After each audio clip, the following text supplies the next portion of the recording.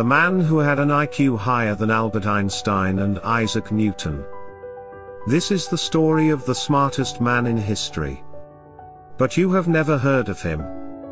Albert Einstein had an IQ of 160, where Isaac Newton's IQ was 190. But the man we are talking about had an IQ of 260. His name is William James Sidis.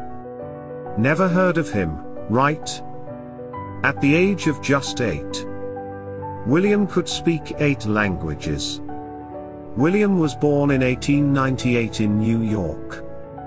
His parents were geniuses themselves. William's father was a psychologist who graduated from Harvard, with intelligence running in his blood, and with an IQ higher than the likes of Einstein and Newton. He was destined to be successful. But we have never heard of him. So, what really happened? At the age of just 18 months, William could read the New York Times. By the age of 8, he learned Latin, Greek, French, Russian, German, Hebrew, Turkish, and Armenian on his own. He didn't only learn the languages. He even invented a language of his own called Vendergood. He was also the youngest person ever to be admitted to Harvard. It was the year 1909. William was accepted into Harvard at the age of just 11.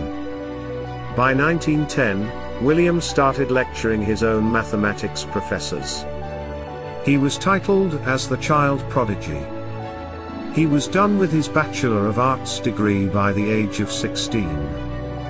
William became famous because of his excellent capabilities. But fame wasn't his cup of tea. William wanted to live a secluded life.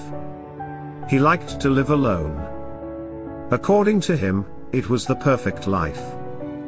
He also added that he never wanted to get married. William wanted to run away from all the fame and attention. William's father knew that his son was special. He pushed him a lot to carry on with his education. But as William grew up, he refused to live life on his father's terms. He wanted to live a normal life. This led to a feud between the father and son. As a result, when William's father Boris passed away in 1923, William didn't even attend his funeral.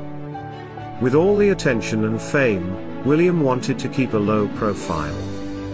That's why he worked as a clerk and other small jobs. But still, he used to get recognized by people. Soon the headlines turned against him. When William started working a $100 a month job, the newspapers mocked his intelligence, saying that he lost the capabilities that he had in childhood. Soon, William became a socialist. During World War I, he was an objector and protested in Boston against the war. As a result, he was arrested and sentenced for 18 months in prison.